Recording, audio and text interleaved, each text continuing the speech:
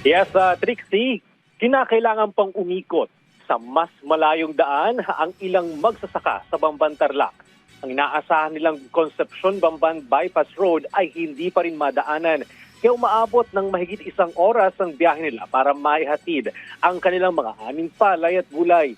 Sa pag-inspeksyon ni DPWH Secretary Vince Dizon, napag-alaman niya na 6 na taon nang nakatengang proyekto dahil sa patingi-tinging paglalaan ng pondo. Dahil dito, pinabibilisan na ng kalihim ang paglalabas ng 700 million pesos ng pondo upang agad na may pagpatuloy at matapos ang proyekto. Pinatututukan din niya ang issue ng right-of-way na nakakaapekto sa pag-usad ng konstruksyon. Samantala, inspeksyon din ng Secretary Dizon ng planong Estrada Bypass Road sa Capas, Tarlac.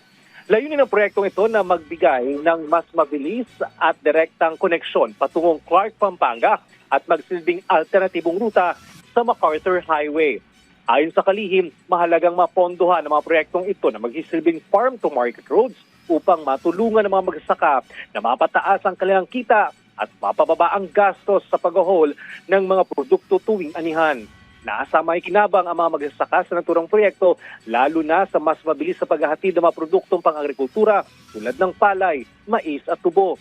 Nauna na pinag-utos si Pangulong Ferdinand R. Marcos Jr. na tutukan ang mga bypass road projects na magsisilbing mas mabilis at maayos sa alternatibong daan upang mas mapamurang biyahe ng mga motorista, lalo na sa panahon ng patuloy na pagtaas ng presyo ng langis. Trixie? Okay, maraming salamat Bernard Ferrer.